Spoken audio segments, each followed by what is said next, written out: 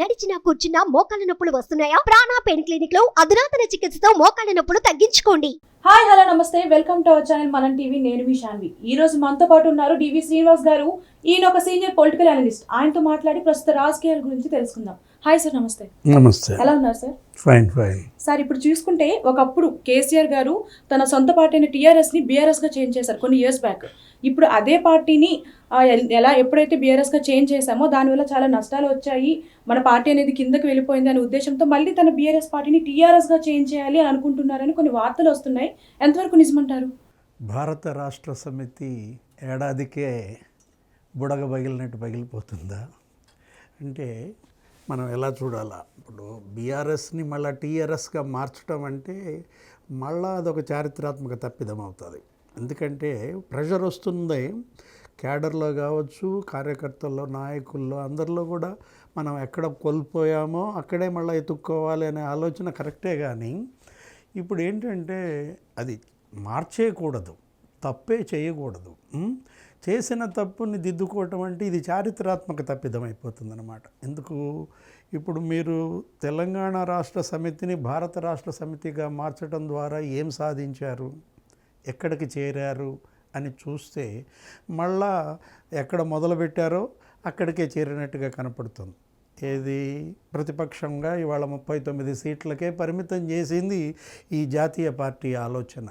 జాతీయ పార్టీ పెట్టడం, దేశంలో ఒక ముద్ర వేయటం, ఇతర రాష్ట్రాల్లో పోటీ చేయటం అనేది ఒక ప్రాంతీయ పార్టీ నాయకుడికి శక్తికి మించిన పని. ఎందుకంటే ఇంతకుముందు ఎన్టీ రామారావు కూడా చేశారు ఈ ఆలోచన. ఏది? భారతదేశం పార్టీ పెడదాం అనుకున్నాడు.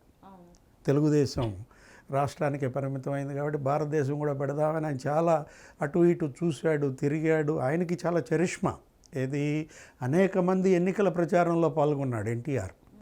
దేవిలాల్ తరఫున హర్యానా, కురుక్షేత్రాలో, అట్లాగే జ్యోతి బస్ తరఫున పశ్చిమ బెంగాల్లో, మహారాష్ట్రాల్లో, ఇటు డిఎంకే అన్న ఎంజీఆర్ కోసం అన్నా డిఎంకే, చెన్నై బీచ్లో చాలా కాన్క్లేవ్లు కూడా చేసినటువంటి వ్యక్తి.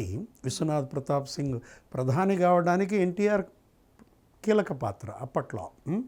అలాంటి నేషనల్ ఫ్రంట్ చైర్మన్ ఆయనే వెనక్కి తగ్గాడు. ఏది? జాతీయ పార్టీ పెట్టకుండా. మరి ఈయన సాహసం చేశాడు, డింబక అంట. సాహసం చేయరా డింబక అంటే ఏమైంది? అది కాస్త బూమ్రాంగ్ అయింది. ఇప్పుడు కాకపోతే కార్యకర్తల్లో, నాయకుల్లో, ఎమ్మెల్యేల్లో తీవ్ర ఒత్తిడి ఉన్నమాట నిజమే. మరి ఒకవేళ తెలంగాణ ప్రతిపత్తినే కోల్పోయింది బీఆర్ఎస్గా మారడం వల్ల.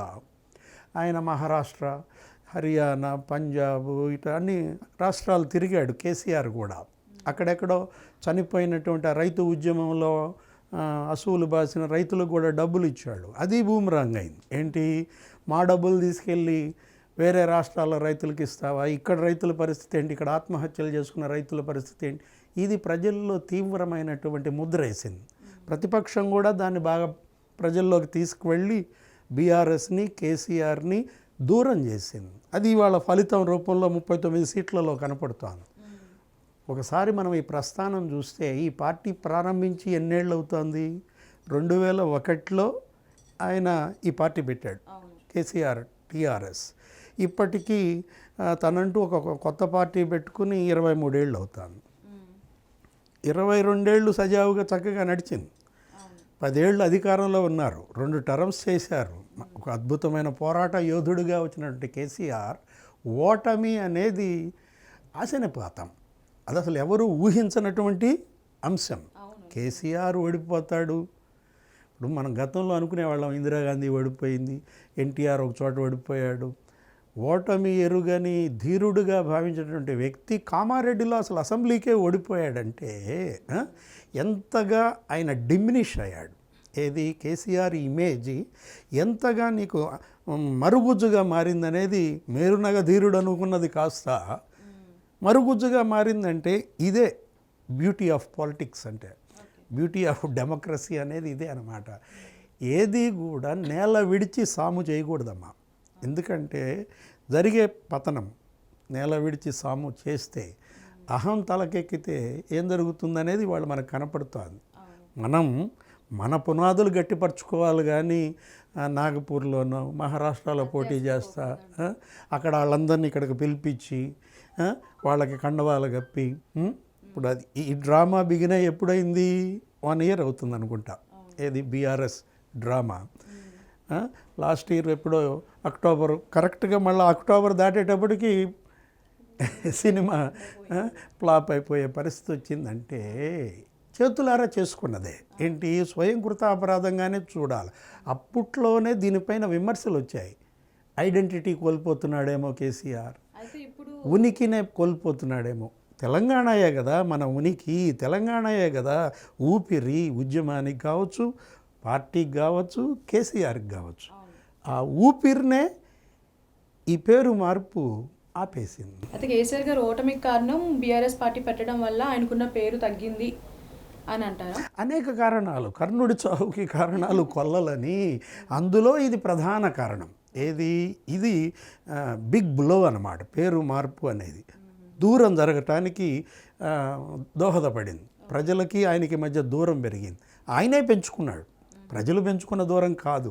ఆయనేంటి, ప్రగతి భవన్కే పరిమితం అయిపోయాడు, బయటికి రాలేదు, అందుబాటులో లేకుండా పోయాడు, హ్యూమన్ టచ్ కోల్పోయాడు. మానవ సంబంధాలు లేకపోతే అది నువ్వు రాజకీయం ఎలా చేస్తావు? ప్రతిరోజు ప్రజల్ని కలవాలి, వాళ్ళ దగ్గర వినతులు స్వీకరించాలి, వాళ్ళు చెప్పేది వినాలి. పంటలు ఎలా ఉన్నాయి, వర్షాలు పడ్డాయా, కరువు ఉందా, కొంటున్నారా ధాన్యం, ఇలా ఏదో యోగక్షేమాలు అడిగితే వాళ్ళకి అదో తృప్తి. ఆయనతో ఫోటో దిగితే వాళ్ళు ఊరేళ్ళు చూపించుకుంటాడు, కేసీఆర్ని కలిశాను. అది కోల్పోయింది పార్టీ, అదొక కారణం. నెక్స్ట్ ఇక అహంభావం. ఏది, నేనే సుప్రీం అన్నట్టుగా అది పెరగకూడదు కదా. దేన్నైనా సహిస్తారు కానీ ప్రజలు అహంభావాన్ని సహించరు, అందుబాటులో లేమిని సహించరు, అవినీతిని కూడా సహించరు. ఇది కూడా కారణమే. ఏది, అవినీతి కుంభకోణాలు ముద్రపడింది ఆయన పైన. ఫస్ట్ టర్మ్ ఒక రకంగా సాగిందమ్మా. ఏది, ఆ మొదటి 5 ఏళ్ల ముఖ్యమంత్రిత్వం, దానివల్ల లాభం జరిగింది. 52% ఓటు నుంచి నీకు 70% ఓటుకు వచ్చేసాడు. అంటే 22% ఓట్ బ్యాంక్ పెరిగింది. 2014కి 2019కి నీకు గ్రాఫ్ 22% ఓట్ బ్యాంక్ పెరగటం అంటే ఇన్యూమరబుల్ అన్నమాట. అదేంటి, ఒక్కసారి గ్రాఫ్ ఇట్ట ఎగిరిపోయింది. నీకు 63 ఏమో సీట్లు ఉన్నాయి 14లో, 2014లో ఏకదమ్ 88 అయిపోయింది. 88 సీట్లకు వచ్చేసేసరికి మరి నిజంగానే వీళ్ళకి కళ్ళు నెత్తికెక్కినాయా ఏమనుకోవాలో కానీ ప్రజలు ఊరుకోరు కదా, కళ్ళు దించేశారు. ఏమైంది, 88 నుంచి మళ్ళా 39కి సరిపెట్టేశారు. అవినీతి కుంభకోణాలంటే అదే కాళేశ్వరం, మేడిగడ్డ, అదేదో కుంగటం కరెక్ట్గా ఎలక్షన్ టైంకి, అది కూడా. ఆ తర్వాత అన్నారం ఆ బ్యారేజ్ ఏదో అక్కడ బొంగబడటం, సరస్వతి, పవర్ ప్లాంట్స్లో కూడా ఏదో భారీగా జరిగింది మిస్యూజ్, అంతా కూడా ప్రజాధనం అని. ఇలా రేవంత్ రెడ్డి తర్వాత కాంగ్రెస్ పార్టీ, రాహుల్ బలంగా తీసుకువెళ్ళారు. బీజేపీ బీ టీమ్ అనే ముద్ర పడిందమ్మా. ఏది, దీనిపైన ముందు ఆ ముద్ర చెరిపేసుకోవాలి. ఇది బీజేపీ బీ టీం కాదు, బీజేపీతో మేము ఢీ అంటే ఢీ అంటాం, అమీ తుమి తేల్చుకుంటాం, భయపడకుండా. కేసీఆర్లో భయం మరి తెలంగాణ ప్రజలు ఊహించగలరా? చంద్రబాబునే ఎదిరించాడు, రాజశేఖర్ రెడ్డిని ఎదిరించాడు, సోనియాకే జుమ్కా ఇచ్చాడు. అసలు ఆమెతో పార్టీ విలీనం చేస్తానని వెళ్ళి భోంచేసి డొమ్మా కొట్టాడు. అలాంటి కేసీఆర్ ఎత్తులు, జిత్తులు, పోరాటం, ఉద్యమం, వీటికి మారు పేరైనట్టే కేసీఆర్లో భయం వచ్చిందంటే ఎలా చూస్తాం మనం? ఇప్పుడు కూతురు విషయంలో కవిత ఏదో లిక్కర్ స్కామ్లో ఆమె ఇన్వాల్వ్మెంట్ ఏదో ఉంది, ఢిల్లీ లిక్కర్ స్కామ్లో ఆమెను ఏదో అరెస్ట్ చేస్తున్నారు, అది ఇది సిబిఐ ఎంక్వైరీ ఇలా అంటున్నప్పుడు ఇక మరి పాప ఆయనకు కూడా కొంత జంకునట్టున్నారు. అప్పటిదాకా మోడీయా గీడియా అని అంటే నీకు రోరింగ్ సౌండ్స్ వచ్చాయి ఎక్కడ, జనంలో. ఆయన ప్రతి మాట నీకు బ్లడ్ పొంగుద్ది కదా, రక్తం పొంగే ఉపన్యాసాలు ఇవ్వగలిగిన వక్తలు మన తెలుగు వాళ్ళల్లో ఇద్దరు ఎవరు, ఎన్టీ రామారావు, కేసీఆర్. ఇద్దరు కూడా ఆయన కేసీఆర్ ఎన్టీఆర్ భక్తుడు కదా, కొడుకు ఆయన పేరే పెట్టుకున్నాడు కదా, తారక రామారావా. అందుకే ఎన్టీఆర్ బాటలోనే జాతీయ పార్టీకి వెళ్ళాడు. ఏది గురువు గారు సక్సెస్ చేయలేదు కదా జాతీయ పార్టీ, అసలు అది షేప్ రాకుండానే పోయింది. నేను పెడదామని చూశాడు, పెట్టాడు, భంగపడ్డాడు. ఇది ఇంకా ఇప్పుడు ఈ మార్పులు చేర్పులు అనవసరం, పేరు మార్చడం కూడా అనవసరం, మళ్ళీ అదొక మిస్ఫైర్ అయ్యే అవకాశం ఉంది. దానికి బదులు ఉన్న బీఆర్ఎస్నే బలోపేతం చేసుకుని దీన్ని భుజాన మొయ్యాల. ఎందుకంటే ఇవాళ ఆయన కొంచెం సిక్ అయ్యారు. ఎవరు, కేసీఆర్ సిక్ అయినప్పుడు మరి జోడెద్దుల్లాగా వీళ్ళిద్దరూ 2 చక్రాలు కావాలి. ఎవరు, హరీష్ రావు, కేటీఆర్. వాళ్ళిద్దరి మధ్య విభేదాలు ఉండకూడదు. ఇద్దరూ కలిసి ఆ దాపట ఎలపట ఎద్దుల్లాగా ఆ బండిని కనుక లాగితే బీఆర్ఎస్ మళ్ళీ ఫ్లవరిష్ అవటంలో ఇంతేం ఉండదు. ఎందుకంటే కాంగ్రెస్ పార్టీకి ఇక్కడ ప్రత్యామ్నాయం లేదు. ఒకవైపు ఏమో బీజేపీ మింగేయాలని చూస్తోంది, ఏది భూతంలాగా పొంచి ఉంది.